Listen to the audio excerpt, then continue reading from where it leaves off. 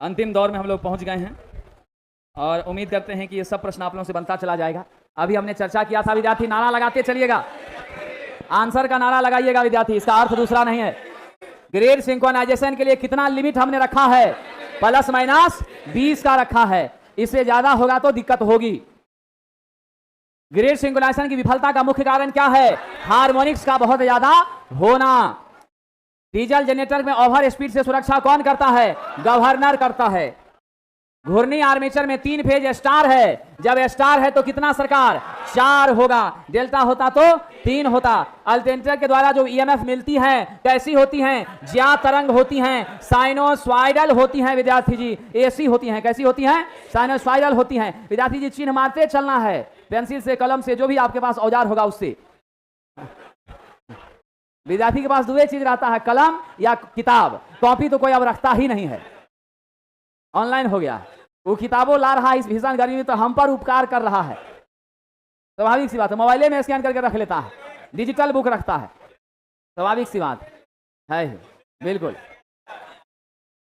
एक बच्चे ने परसों की कहानी है, वो मैथ वाले सर से उसको क्वेश्चन पूछना था, ठीक है, तो मोबाइल में ले गया, सर ये क्वेश्चन बता दीजिए, ठीक है, हाथ खाली है। सर ने कहा कि इशारा किया कि भाई कैसे बताएंगे कुछ लिखने के, कहा दीजिए पेज आप। सर से मांग रहा पेज दीजिए, पेज लाई ना, कोचिंग में इतना सा वही है, कहीं होवे करेगा, लीजिए पेज लीजिए, पेज लीजिए, बता दीजिए। क्या समय, ये ना विद्यार्थी हुआ। भाई क्वेश्चन पूछना तो कागज अपना लाएंगे जी, भाई टीचर को पैसा दिए हैं तो टीचर ने कॉपी पर बताएगा, कागज पर बताएगा, उन व्यवस्था करके हमको बताएगा कि हम व्यवस्था करेंगे। तब पैसा किस बात का दिए? ये है समय, समझे कि नहीं? अल्टरनेटर में आवृत्ति की चाल और पोल की संख्या के बीच क्या संबंध है? F बराबर जानते हैं Pn/120। ऑप्शन नंबर, ये जो तस्वीर दिख रहा है यहां से छुए हैं, सब जगह समान है, बराबर है, प्लेन है। कैसा रोटर है जी? बेलनाकार। कैसा रोटर है? सिलिंड्रिकल पोल टाइप का रोटर है। कौन सा उपाय हंटिंग और फेज स्विंगिंग के निवारण के लिए किया जाता है साहब? रोटर पोल में डैम्पर वाइंडिंग की स्थापना करना। अल्टरनेटर में देख लीजिएगा, कब अधिकतम शक्ति प्रदान करेगा? जब डेल का मान 90 डिग्री होगा। ऑप्शन नंबर ए विद्यार्थी जी। मान लीजिए 2 अल्टरनेटर पैरेलली संचालित हो रहा है और हमारा जो सहयोगी अल्टरनेटर है उसमें से एक का एक्साइटेशन बदल दिया गया है, तो बताइए क्या बदल जाएगी विद्यार्थी? बहुत अच्छा प्रश्न है, दिमाग लगाइए, क्या बदल जाएगी? बिजली का कारक क्या होगा आपका? निश्चित रूप से उत्पादन को प्रभावित करने वाले जो भी फैक्टर हैं वो सब में चेंजिंग हो जाएगी। ग्रिड सिंक्रोनाइजेशन की विफलता का कारण क्या है? बहुत ज्यादा हार्मोनिक्स का होना। एक अल्टरनेटर को सिंक्रोनाइज करने की 2 विधियां क्या क्या हैं बताइए? दो ब्राइट एक डार्क, लैंप और सिंक्रोस्कोप विधि। क्या उत्तर देंगे विद्यार्थी? ये दोनों लेते हैं तो दोनों एक ही मेथड हो जाता है, लैंपे में आ जाता है। लैंप अलग है और एक सिंक्रोस्कोप वाला मेथड अलग है, तो 2 अलग अलग में यही आंसर लिया जाएगा। ये दोनों एक ही का प्रकार है। तो किस वजह से तुल्यकालन की ब्राइट लैंप विधि को डार्क की अपेक्षा ज्यादा प्रयोग करते हैं? क्या है कि साहब ध्यान रखिएगा, डार्क वाला में क्या दिक्कत है हमको पता नहीं चलेगा, इसमें क्या होगा पता चलेगा। तीक्ष्ण और एकदम सटीक सिंक्रोनाइजेशन के लिए, नहीं तो तारों छूट जाएगा तब भी बल्ब नहीं जलेगा, सोचेंगे हम सही ही है। बता दीजिए क्या होगा जी? ये भी ये होगा। पिच फैक्टर निम्नलिखित के विद्युत वाहक बल के अनुपात के रूप में परिभाषित किया जाता है। शॉर्ट पिच और फुल पिच, ऊपर शॉर्ट नीचे फुल, तो क्या होगा? सैलिएंट पोल और सिलिंड्रिकल पोल में तुलना में क्या महसूस करते हैं? सैलिएंट का व्यास बड़ा होता है, अक्षीय लंबाई छोटा होता है, और सिलिंड्रिकल का व्यास छोटा, अक्षीय लंबाई बड़ा। चलिए साहब, कह रहा है सिंक्रोनाइजेशन की डार्क और ब्राइट लैंप में कौन सी अवस्था सिंक्रोनाइजेशन को दर्शाती है? डार्क तथा ब्राइट में बताइए क्या होगा विद्यार्थी? 2 लैंप जलेगा, एक बुझा रहेगा। विद्यार्थी जी कहां गई बच्ची? तुम जरा बताओ, उत्तर बताओ, नाम बदल के टेस्ट देना। बड़े अल्टरनेटर में क्या होगा? सही बात है जी, बड़ा अल्टरनेटर कह रहा है, इसमें तो हाइड्रोजन को लिखना करते हैं। तब बड़े अल्टरनेटर में हाइड्रोजन कूलिंग करते हैं, लेकिन ऑप्शन दिया नहीं है, मजबूरी है हमारी, क्या करेंगे। बिल्कुल सही जवाब दिया है। बैठ जाओ विद्यार्थी। सभी लोग टेस्ट जो आपकी संचालित होगी अपना शुद्ध नाम लिखने का प्रयास कीजिएगा, समझ गए, ताकि आपके गार्जियन से कम्युनिकेशन करने में सुविधा महसूस होगी। नहीं तो पता चलेगा कि फलना का परफॉर्मेंस बढ़िया है और हम गार्जियन को गलत सूचना दे दी, आपका दाना पानी बंद हो जाएगा, समझे कि नहीं। तो अगर बचना चाहते हैं सच्चाई, समझ गए कि नहीं, सच से अगर आपको सुरक्षित रहना है तो नाम ओरिजिनल लिखिएगा, ठीक है। चलिए आइए आगे बढ़ते हैं। जनरेटर के इंस्टॉलेशन के दौरान सावधानी पूर्वक सुनिश्चित किया जाना चाहिए जनरेटर के टर्मिनल और सभी कंट्रोल वायरिंग सही हैं, ताकि डैश का क्रम प्रणाली से मेल खाए, फेज अनुक्रम क्या हो जाए, मेल खाए, RYB इधर भी RYB उधर भी रहे।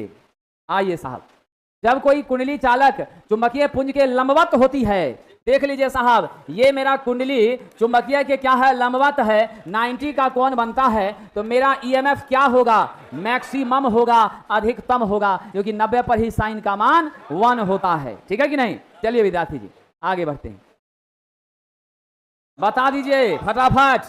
84/6 यानी 14 हो जाएगा, ऑप्शन नंबर डी।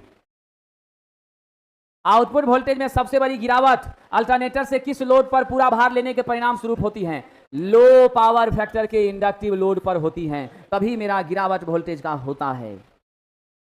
4 पोल 1800 है, बताइए जरा वोल्टेज का फ्रीक्वेंसी F बराबर NS इंटू P बटा 120, 4 गुना 1800 बटा 120 विद्यार्थी जी कितना हो जाएगा, 60 हर्ट्ज हो जाएगा, ऑप्शन नंबर डी हो गया, है कि नहीं है। चलिए साहब आगे बढ़ें। स्टीम टरबाइन में जल्दी बताइए विद्यार्थी, कौन सा मशीन होगा कि गैस होगा जी, जो स्टीम पर चल रहा है वो स्टीम में ना होगा, तो यानी टर्बो अल्टरनेटर होगा, क्या होगा, टर्बो। फ्रीक्वेंसी बढ़ती है तो EMF, क्योंकि EMF समानुपाती फ्रीक्वेंसी के होता है। सिंक्रोनाइजेशन की सही अवस्था सिंक्रोस्कोप कब दिखाएगा, जब इसका नीडल अस्थिर रहेगा, सेंटर में रहेगा। किस अवस्था में रहेगा जी, अस्थिर रहेगा। तो क्या जवाब दीजिएगा आप लोग, विद्यार्थी जवाब दीजिए, डी नंबर अस्थिर हो जाएगा। 4 पोल 50 हर्ट्ज है, NS बराबर खटाखट बताइए, 120 गुना 50 बटा 4 यानी 1500, ऑप्शन नंबर बी। विद्यार्थी जी बन रहा है ना जी। चलिए आगे बढ़ते हैं। अल्टरनेटर के क्षेत्र को उत्तेजित करने के लिए जो उत्तेजक यूज करेंगे वह क्या होगा, शंट मोटर होगा, गलत, शंट जनरेटर होगा। क्या होगा, शंट जनरेटर होगा। क्यों शंट जनरेटर होगा, कांस्टेंट वोल्टेज देता है इसीलिए होगा। इसी प्रत्यावर्तक के स्टेटर में परतदार कोर प्रयोग करने का क्या उद्देश्य है, ताकि मेरी क्या हो जाए, भंवर धारा क्षति घट जाए, एडी करंट लॉस कम हो जाए। DC AC जनरेटर को महत्वपूर्ण बिंदु पर समानता रखते हैं, जो क्या है साहब, जरा बताइए। दोनों का EMF क्या होता है, अल्टरनेटिंग होता है। उत्पादित विद्युत वाहक क्या होता है, AC। चाहे DC जनरेटर हो चाहे AC जनरेटर हो, EMF हमेशा AC ही होता है। DC जनरेटर में कम्यूटेटर लगा के उसको DC में बदलते हैं, AC में कम्यूटेटर की जरूरत नहीं पड़ती है। चलिए साहब आगे बढ़ते हैं।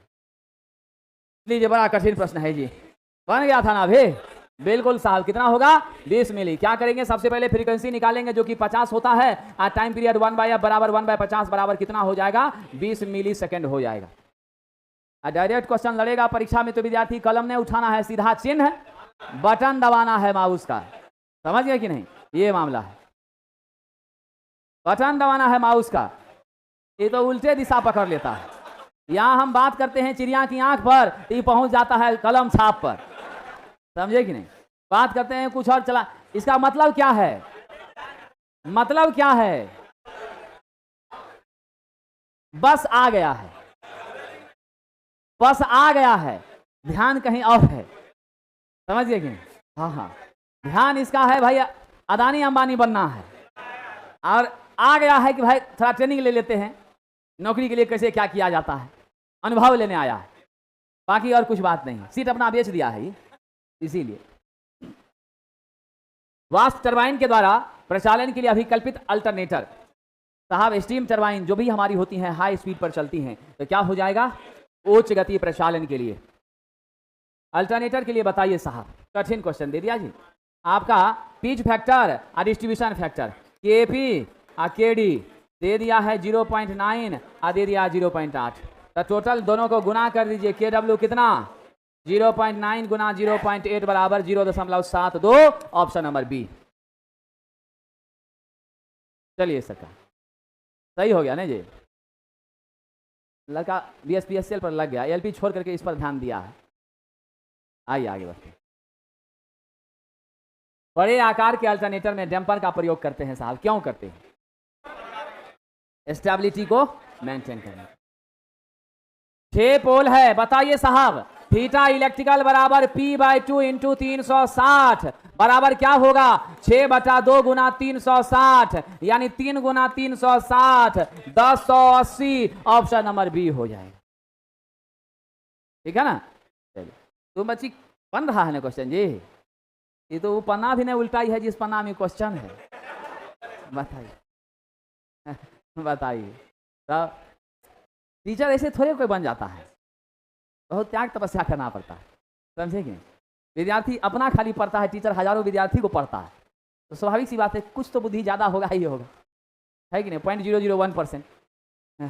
चलिए आगे बढ़ते हैं। जल विद्युत जनित्र के क्षेत्र परिपथ को प्रदान किया जाता है, क्या देते हैं साहब?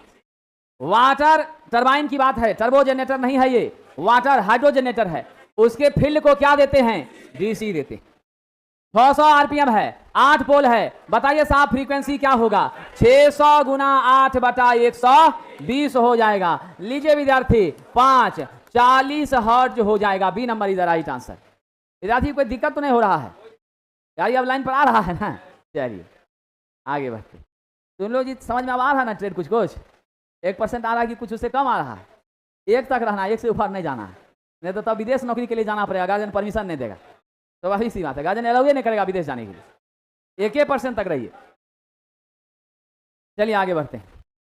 अगला प्रश्न है, किसी अल्टरनेटर द्वारा उत्पन्न किए गए विद्युत वाहक बल का फ्रीक्वेंसी और उसका पोल स्पीड क्या रिलेशन होता है जी? बताइए। F बराबर Pn/120। उत्तर क्या देंगे?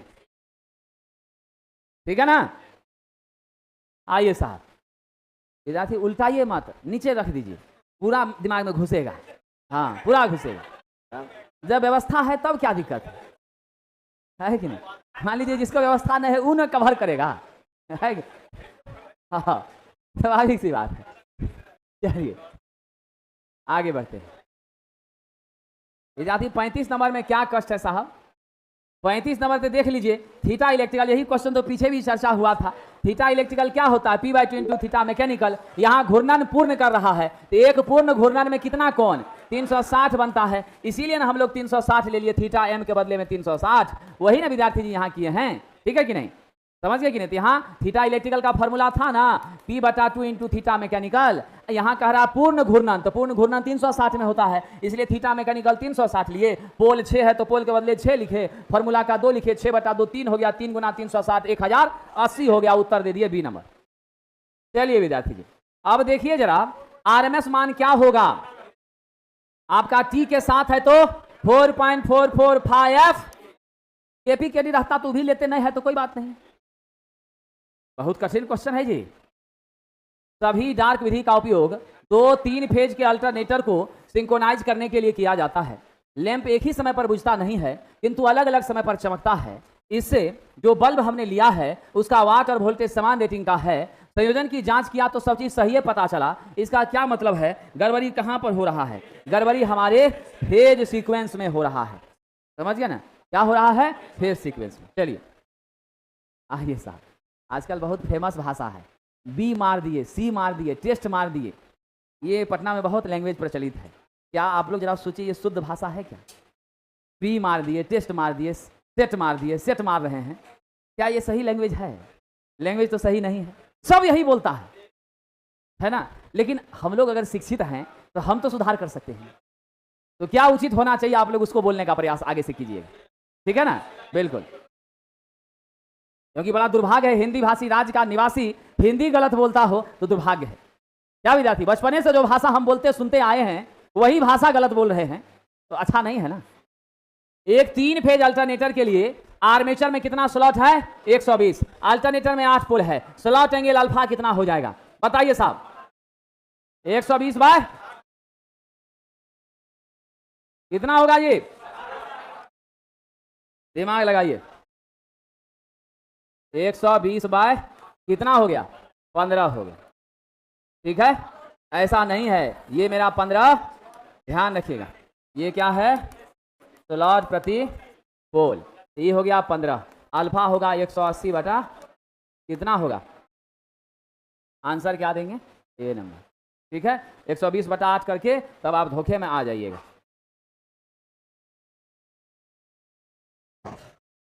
आइए साहब आगे बढ़ें, आज हो जाएगा क्या।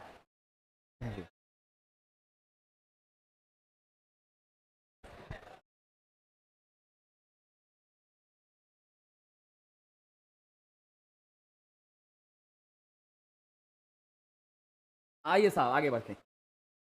हेलो, कह रहा है पिच फैक्टर को कैसे व्यक्त किया जाएगा, प्रति कॉइल प्रेरित वोल्टेज का बीजगणित नहीं, सदिशीय बाय बीजगणित है।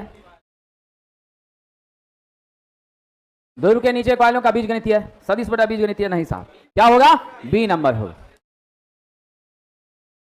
किस सूत्र द्वारा विस्तार गुणांक व्यक्त किया जाता है, ध्रुव के नीचे कॉइल में प्रेरित विद्युत भाग का सदिशीय बटा बीजगणितीय है, तो क्या हो जाएगा विद्यार्थी, यहां पर ए नंबर सही उत्तर हो जाएगा। नीचे मतलब डिस्ट्रीब्यूटेड है, बंटवारा वाली बात है। सिंक्रोस्कोप विधि में क्या प्रयोग होता है साहब, सिंक्रोस्कोप विधि में कौन सा मोटर हम प्रयोग करते हैं, 2 फेज का मोटर प्रयोग करते हैं। क्वेश्चन ये अच्छा है, स्टार दे दीजिएगा। सिंक्रोस्कोप विधि में हम मोटर तो प्रयोग करते हैं लेकिन 2 फेज का मोटर यूज करते हैं। 1500 आरपीएम पे चलाया जा रहा है, तुल्यकाली जनरेटर है हमारा, 6 पोल है, 5% स्लिप है, एनआर कह रहा है, एनआर बराबर एनएस इंटू 1 - एस होता है, एस दे दिया है 0.05। ठीक है, आपको एनएस भी दे दिया है 1500, क्या करिएगा, 1500 गुना 1 - 0.05 क्या होगा, 1500 गुना 0.95, बताइए 1450 आरपीएम। ऑप्शन नंबर डी हो जाएगा, सुधार लीजिएगा विद्यार्थी।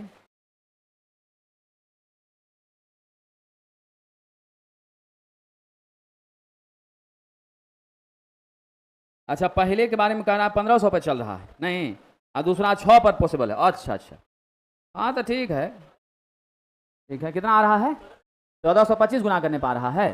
चलिए, तो 1425 मेरा गुना करने पर आ रहा है। ठीक है, इस तरह के क्वेश्चन को हमको ऐसे ही बनाना है। अब यहाँ देख लेते हैं, 6 पोल का मेरा इंडक्शन मोटर है, 5% स्लिप पर चल रहा है, तो चलाने के लिए भारित है, तो मोटर की गति क्या होगी। ओ विद्यार्थी ठीक तो है, ठीक है ना, हाँ हाँ हाँ, ये कह रहा है 1500 आरपीएम मेरा एनएस है।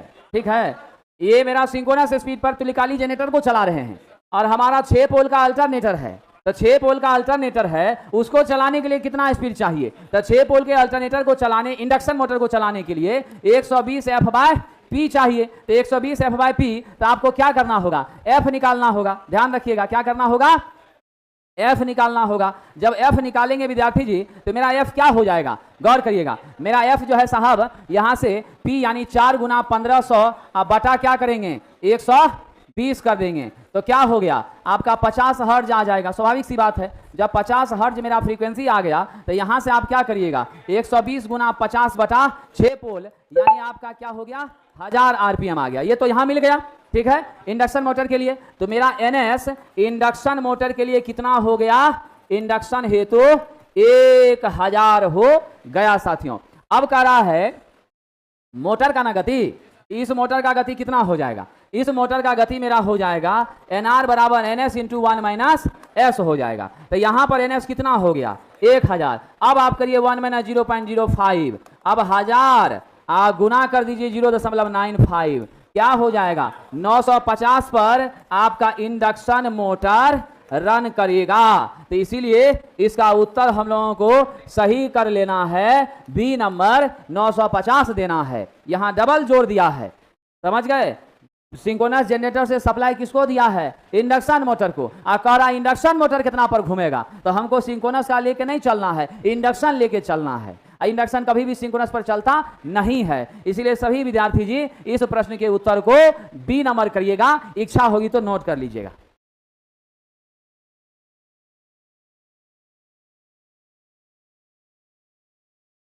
विद्यार्थी जी समझिए, यहां पर 1500 आरपीएम पर चल रहा सिंक्रोनस जनरेटर एक 6 पोल को पोषित कर रहा है, 6 पोल के इंडक्शन मोटर को सप्लाई दे रहा है, ठीक है ना। जब उसको सप्लाई दे रहा है तो वो किस पर घूमेगा, 1500 पर घूमेगा। कौन, सिंक्रोनस घूमेगा। लेकिन मेरा 6 पोल वाला नहीं ना 1500 पर घूमेगा, स्वाभाविक सी बात है। वो थोड़े ना कपलिंग मैकेनिकल एनर्जी दे रहा है, वो तो इलेक्ट्रिकल ना एनर्जी दे रहा है। जब इलेक्ट्रिकल दे रहा तो इस 1500 से इसको कोई मतलब है नहीं ना, मतलब है इसको तो इसके द्वारा जनरेटेड पावर से मतलब है। मोटर क्या करती है, इलेक्ट्रिकल लेती है, मैकेनिकल देती है, समझे कि नहीं। यदि इधरो जनरेटर रहता तब ना हम कपल करके घुमा देते विद्यार्थी जी, वैसा बात तो है नहीं है, समझ गए। तो इसीलिए ये वाला खाली एक्स्ट्रा लाइन देके आपको बेवकूफ बना रहा है, उस लाइन से कोई लेना देना नहीं है टेक्निकली। क्योंकि आप जानते हैं जनरेटर से इलेक्ट्रिसिटी आएगी और वह इलेक्ट्रिसिटी किसको देंगे, प्रेरण को, और उस इलेक्ट्रिसिटी में हमारे स्पीड से लेना देना नहीं, हमको जनरेटेड वोल्टेज से लेना देना है। इसीलिए हमको 6 पोल तो दे दिया, स्लिप दे दिया, फ्रीक्वेंसी मालूम नहीं है, तो हम फ्रीक्वेंसी कैसे निकालें। एफ बराबर इंडक्शन मोटर का कितना पोल, देख लीजिए साहब, इंडक्शन मोटर का कितना पोल। अब जरा समझिए कंसेप्ट यहां क्या है, हमने क्यों 4 ले लिया, यहां पर 6 पोल है ना। अब जरा ध्यान दीजिएगा, यहां हमने उसका फ्रीक्वेंसी क्यों ले लिया, क्योंकि सप्लाई की फ्रीक्वेंसी और ये वाली फ्रीक्वेंसी दोनों क्या होगी, सेम होगी। स्वाभाविक है, क्योंकि सप्लाई का जो फ्रीक्वेंसी होगा वही फ्रीक्वेंसी किसका होगा, आपके मोटर के इनपुट का होगा। इसीलिए फ्रीक्वेंसी में तो बदलाव किया नहीं जा सकता। इसी कारण से साथियों हमने एफ बराबर क्या निकाला, 4 गुना 1500 बटा 120 किया, फ्रीक्वेंसी वहां से कैलकुलेट किए, ठीक है, मिला कितना 50 हर्ट्ज, और सिंक्रोनस स्पीड यहां से कैलकुलेट किए, और तब जाकर के हम एनआर निकाले, ns × 1 - s करके। समझे कंसेप्ट को, क्योंकि फ्रीक्वेंसी सप्लाई का और इसका तो चेंज होगा नहीं, ऐसा नहीं कि हम देख कुछ नहीं उसको मिल कुछ और रहा है, ठीक है। ये लॉजिक था, ये क्वेश्चन ज्वाइंट था, बट ऊपर वाले के स्पीड से मतलब नहीं था। ऐसे क्वेश्चन में कंफ्यूजन की संभावना बनेगी।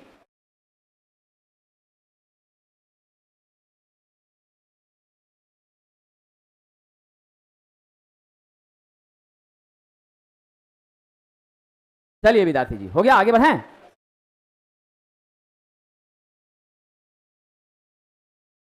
बड़े तुल्यकाली जनरेटर में उत्तेजन हानि कब होती है, आपने अभी स्मरणीय तत्व में पढ़ा था। एक्साइटेशन लॉस कब होता है, सब लोग जानते हैं। एक्साइटेशन लॉस कब होगा, जब डीसी सप्लाई के पावर कनेक्शन में क्या होगी, हानि होगी, जो एक्साइटेशन के लिए मशीन है उसमें हानि होगी।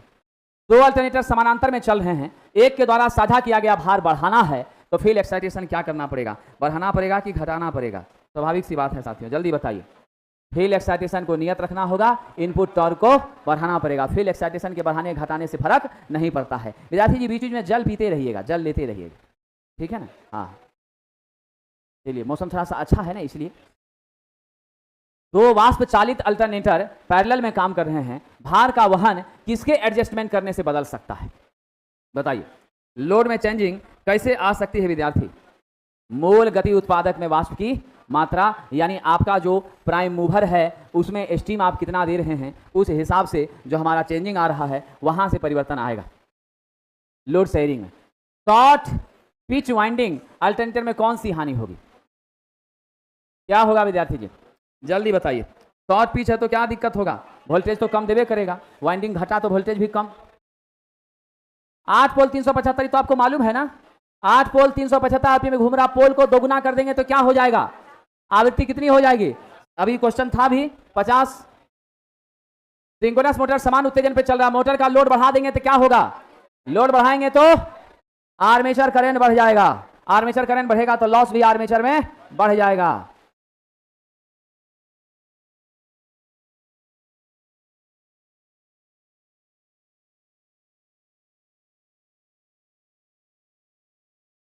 चलिए आगे बढ़ें।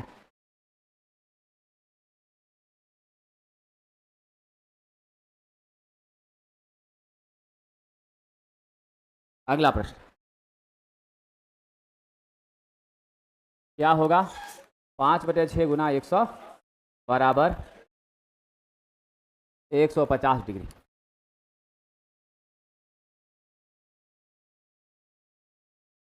चलें आगे बढ़ें।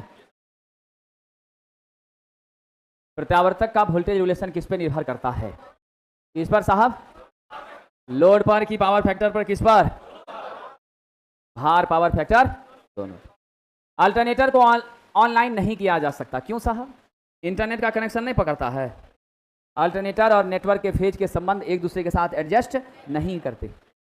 हाइड्रो में 20 पोल है, 3300 पर चल रहा है, एफ बराबर 20 गुना 3300 बटा 120 करिए 500 550 से ना आता है। अल्टरनेटर की चाल 3600 से घटा के 1800 कर रहे हैं। जब हम स्पीड को आधा कर रहे हैं तो मेरा ईएमएफ भी क्या हो जाएगा, वह भी आधा हो जाएगा, क्योंकि स्पीड ईएमएफ एक दूसरे का समानुपाती है, इसलिए राइट आंसर होगा आधा। एसी जनरेटर में आर्मेचर का कोर किससे बना होता है? नरम, मृदु लोहा, नरम लोहा, दोनों तो बात एक ही है जी, है ना। चलिए नरम लोहा ही दे दीजिए, कोई बात नहीं है। हालांकि बात क्या है, दोनों एक ही है, लेकिन ध्यान रखिएगा सॉफ्ट आयरन और माइल्ड स्टील दोनों में फर्क होता है, तो हम लोग सॉफ्ट आयरन को प्रीफर करेंगे।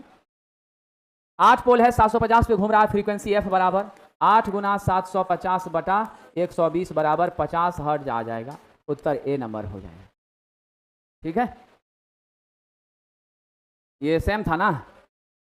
समय पर होते हैं, लैंप समान वोल्टा का है, किसी कारक में अंतर कारण, तो स्वाभाविक है क्या दिक्कत होगा, फेज सीक्वेंस मेरा प्रॉब्लम होगा। ये तो आपको याद हो गया।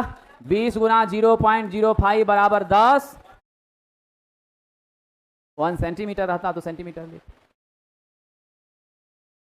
क्वेश्चन को खोजिए जो सही नहीं है।